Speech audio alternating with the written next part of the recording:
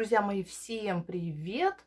Вы на канале о вязании, и снова с вами я, Анна. Сегодня я к вам вот с такой красотой. Очень жаль, что у меня она не помещается на моем рабочем столе. Столик у меня совершенно маленький, поэтому как-то вот так и покажу вам.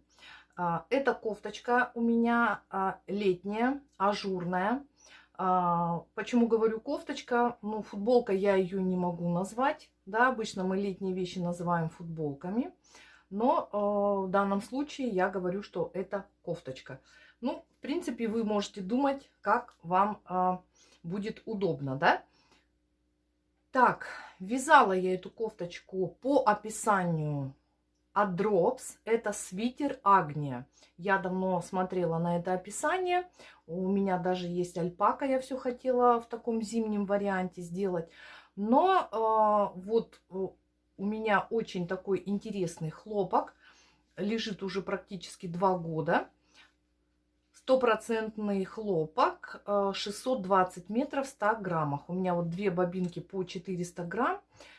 И я вязала в 2 ниточки, то есть это 310 метров получается, да, на 100 грамм. Вязала спицами номер 3,5. Очень красивый цвет, не то олива, не то фисташка. Вот очень сложно поймать его цвет, вернее сам цвет в кадр. Но мне очень нравятся вот такие оттенки зеленого, именно вот фисташка, олива. Поэтому я очень часто приобретаю пряжу именно такого цвета. Итак, кокетка сверху, свитер Агния. Но я сделала, так как вязала из хлопка, естественно, я сделала летний вариант и сделала с короткими рукавчиками. И еще по низу, вот здесь, пустила вот такую вот ажурную дорожку, да. В свитере в описании этого нет. Сейчас я вам поближе покажу описание, и мы с вами перейдем к такому вопросу: адаптация описания под себя, то есть под свою плотность, так как в описании плотность была указана совершенно другая, нежели у меня.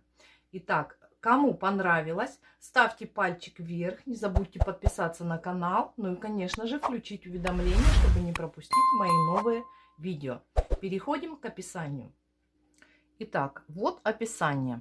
У меня в Инстаграм уже девочки спрашивали, где взять описание данного свитера. Девочки, все очень просто. В интернете открываете любой поисковый браузер и забиваете свитер Агния. И вам выйдет либо по картинке, можете кликать. И я вот взяла на сайте knitweek.ru. У них вот прям полностью перевод. Чем мне нравится описание Drops, это тем, что они очень-очень подробные. Просто попетельное описание. Бери и вяжи. Только обязательно вяжем образцы, входим в плотность вязания, и тогда у вас все получится. Итак, по описанию. Здесь указано все, как вяжется росток, как делаются прибавления, как делаются убавления. В данном случае, как вяжется кокетка, конкретно какие спицы, на какие спицы, сколько набрать петель. Указаны размеры здесь в описании, на которые выполнены расчеты. Полностью размерная схема. Выбирайте, смотрите. При вязании обращайте на это внимание. На каждый размер здесь также указан схема вязания, да, ажуров. Вот, допустим, мои ажуры. Есть схема А1, она идет ко всем размерам. Вот, и дальше схема А2 делится уже на несколько размеров. Вот схема А2 на 3 размера, S, M и L. И схема та же А2, но только на следующие 3 размера. XL, 2XL, 3XL. Все, указано все. Когда делаются прибавки, в каких рядах делаются прибавочки. Здесь все указано. Вот именно поэтому мне нравится вот описание Drops. Все попетельно расписано. Берите и вяжите. Но есть такой момент, да, при описании. Вот, допустим, такая ситуация, как сложилась у меня. У меня есть моя пряжа, но метраж пряжи не такой, как указан в оригинале. Естественно, и плотность вязания у меня будет совершенно другая. Что же здесь делать? Ну, я очень хочу, допустим, связать такой свитер или модельку именно вот с таким узором, с такой ажурной кокеточкой, да? Красота, просто красота. Выход есть. Все это мы делаем через коэффициент. И сейчас я вам покажу, как я рассчитывала свою плотность вязания. Итак, что же мы с вами делаем? Плотность вязания оригинала. Пишу оригинал.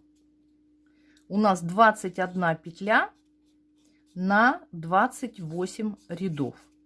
То есть 2,1 петелька на 2,8 ряда. Это в квадрате 1 на 1 сантиметр. Моя плотность вязания. Моя плотность вязания 26 петель на 33 ряда. То есть 2,6 петли на 3,3 ряда в квадрате 1 на 1 сантиметр. Вот. Конечно же, 26 петель это не 21 петля. Что же мне делать? Все очень просто, девочки. Высчитываем коэффициент. Так, у меня тут математические такие термины. Итак, коэффициент берем по петлям.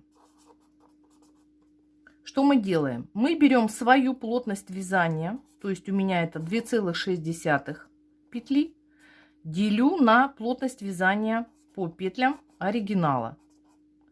И что у меня получается? 1,238, да, петель. Ну, я округлю, допустим, 1,24. Итак, это у меня коэффициент по петлям. То же самое коэффициент по рядам. То же самое мы высчитываем. Берем свою плотность по рядам, делим на плотность оригинала по рядам. Получается у нас 1,178 петель, не петель, девочки, это коэффициент. Так, ну, я округлю где-то 1 и 2. Ну, вот так вот я округлю. Ну, для примера. Это у нас по рядам. Теперь смотрим, что мы делаем дальше. У меня 96 сантиметров в обхвате груди, да? 96 это размер М. Вот здесь у нас указаны размеры все.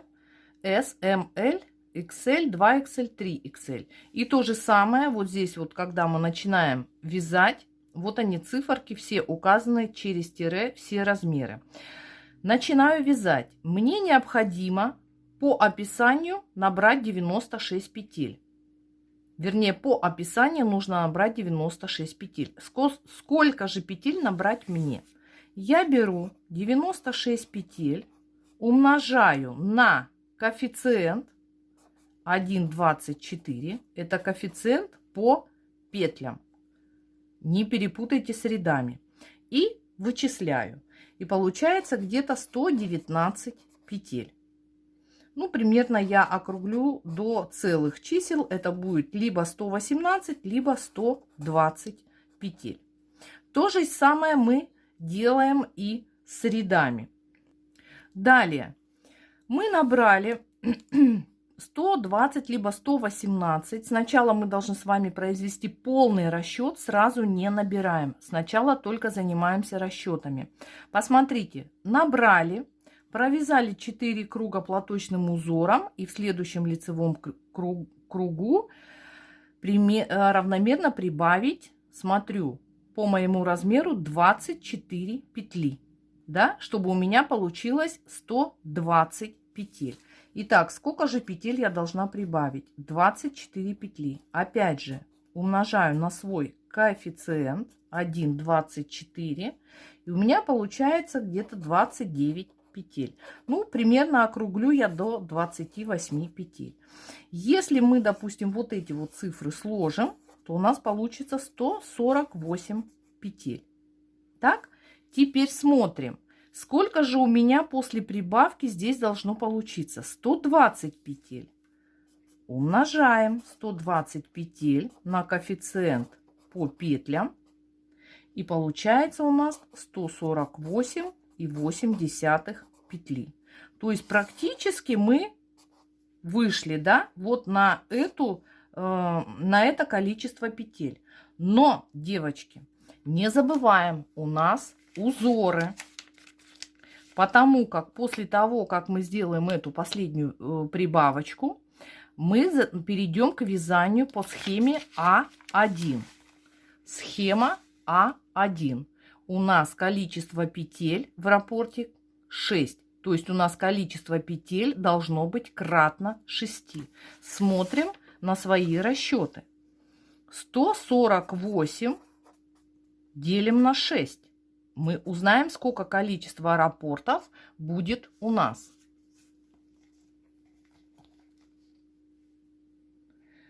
148 делим на 6. У нас получается 24,6. То есть у нас нет целого числа. Давайте с вами подумаем. Либо это 24 раппорта будет, да? Либо это будет 25 раппортов. Вычисляем. Умножить на 6. 24, если мы умножим на 6, будет 144 петли.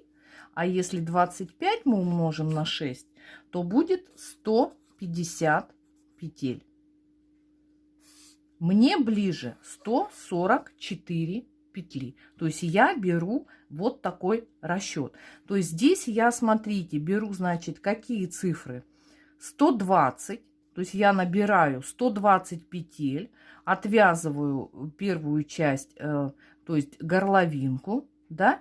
Потом прибавляю, посмотрите, уже будет не 28 петель, потому что будет 48, а прибавляю 24 петли.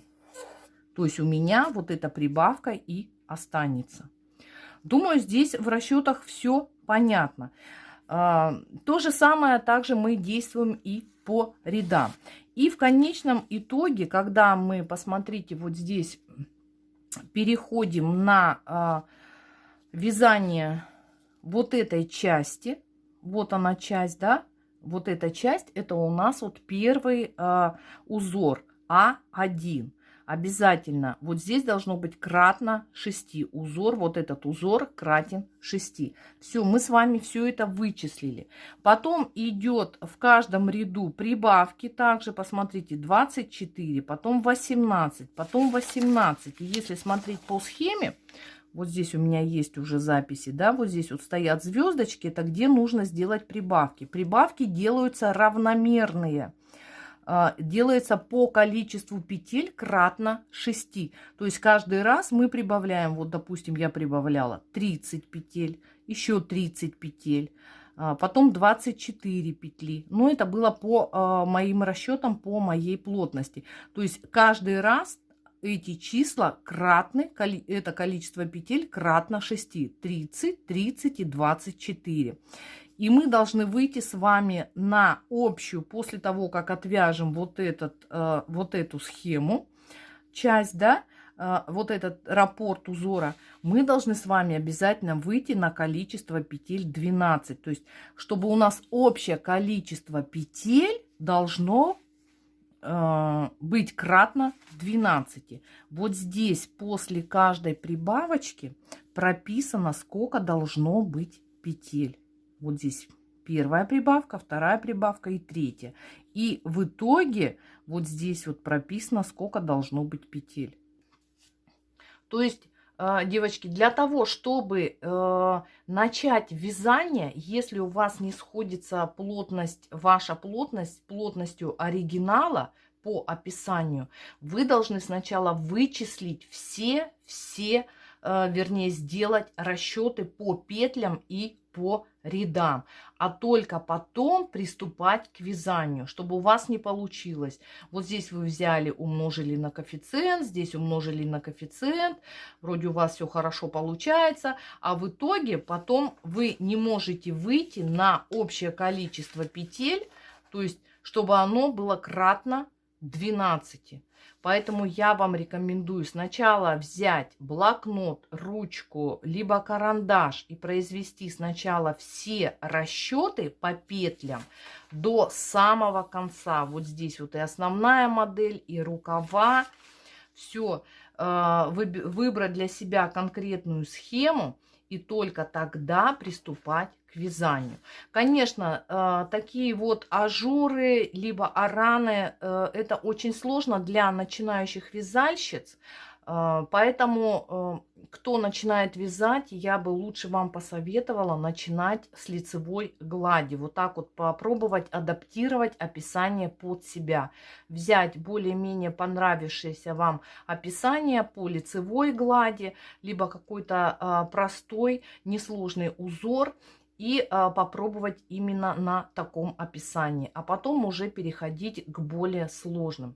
Ну, девчат, если кто, ну, очень хочет, обязательно сначала сделайте все расчеты, как по петлям, так и по рядам, а затем уже приступайте к вязанию. Вот эти вот расчеты – это самая важная наша основная часть. Вязать проще простого. Взял, открыл схему и вяжи. Согласитесь, что расчеты – это самое важное. Многие, допустим, кто заказывает у меня какие-то изделия, думают, что вязать очень просто. Потом люди-то не знают, что мы производим для того, чтобы приступить к вязанию, мы сначала производим кучу расчетов, поэтому мы снимаем мерки, обхват там головы, обхват, допустим, окружность груди, окружность бедер, окружность рукава, длина изделия там от подмышек до бедер, понимаете? Поэтому люди думают, что ручная работа – это очень дешевая работа. На самом деле нет, это очень-очень сложная работа. Ну все, я желаю вам удачи. Если возникнут какие-то вопросы, пишите в комментариях. На этом я с вами прощаюсь. Надеюсь, мой урок был для вас полезен. Желаю вам творческих успехов. Обязательно у вас все получится. Надо пробовать, пробовать и пробовать. Ну, как говорят, на ошибках учимся. Всем до свидания, до новых встреч. Пока-пока.